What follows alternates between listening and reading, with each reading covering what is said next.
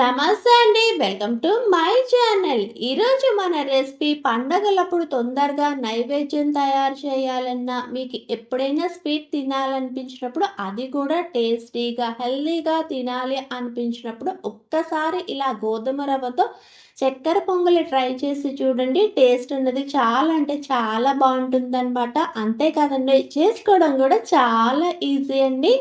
ఇంకెందుకండి ఆలస్యం, వీడియోలోకెళ్ళి ఆ ప్రాసెస్ ఏంటో చూసేద్దామా మరి? ముందుగా పొయ్య వెలిగించి ఒక కుక్కర్ గిన్నె పెట్టుకొని దీనిలోకి చిన్న టీ గ్లాస్తోని హాఫ్ గ్లాస్ పెసరపప్పును వేసుకుంటున్నానండి. ఇక్కడ ఫ్లేమ్ అన్నది మాత్రం పూర్తిగా లో ఫ్లేమ్లోనే పెట్టుకొని, ఈ పెసరపప్పు అన్నది కలర్ అన్నది చేంజ్ అవ్వకూడదనమాట. చేత్తో తాకగలిగే వేడొచ్చేంత వరకు కొని పొయ్యి అన్నది ఆఫ్ చేసి 1 గ్లాస్ గోధుమ రవ్వను కూడా వేసుకొని ఒక 2 నిమిషాలు కలుపుకోవాలండి. ఇలా కలుపుకున్న తర్వాత ఈ కుక్కర్ని పక్కన పెట్టుకొని దీనికి సరిపడా వాటర్ అన్నది యాడ్ చేసుకొని బాగా 2 సార్లు కడుక్కోవాలన్నమాట. ఇలా కడుక్కున్న తర్వాత మనం ఏ గ్లాస్తో అయితే గోధుమ రవ్వ పెసరపప్పు తీసుకున్నామో అదే గ్లాసుతోని 5 గ్లాసులు నీళ్లు పోసుకొని మూత పెట్టుకొని పొయ్యి మీద పెట్టుకొని ఫ్లేమ్ అన్నది మీడియం ఫ్లేమ్లోనే ఒక 2 విజిల్స్ వచ్చేంత వరకు ఉడికించుకోవాలండి.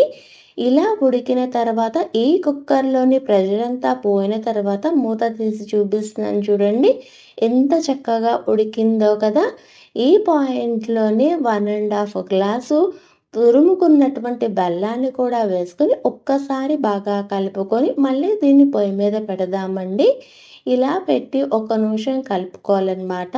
కలుపుకున్న తర్వాత దీనిలోకి చిటికెడంత పచ్చకర్పూరం కూడా వేసుకుని ఒక్కసారి కలుపుకోవాలండి. నేను ఇక్కడ చేసేటువంటి ప్రసాదంగా చేస్తున్నాను అనమాట స్వీటు, అందుకని పచ్చకర్పూరం వేసుకున్నాను. కున్న తర్వాత ఈ కుక్కర్ గిన్నె పక్కన పెట్టుకొని ఇదే పొయ్యి మీద వేరొక పాన్ పెట్టుకొని దీనిలోకి 2 టేబుల్ స్పూన్ నెయ్యిని వేసుకుంటున్నానండి. నెయ్యి అన్నది కొంచెం మెల్ట్ అయిన తర్వాత దీనిలోకి ఫైన్గా చాప్ చేసినటువంటి 1 టేబుల్ స్పూన్ ఫ్రెష్ కొబ్బరిని వేసుకుంటున్నాను. ఈ కొబ్బరి అన్నది లైట్గా కలర్ చేంజ్ అయ్యే అంతవరకు వేపుకోవాలండి.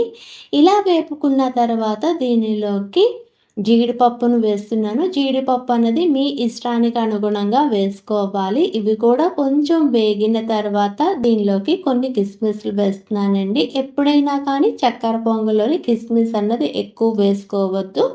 వేసుకుంటే చక్కెర పొంగల్ అన్నది కొంచెం పులుపు వస్తుంది అనమాట.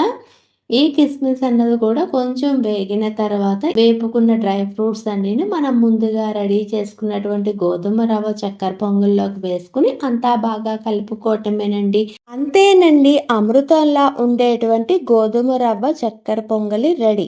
మీకు కానీ ఈ వీడియో నచ్చితే please like, share and subscribe. Thanks for watching.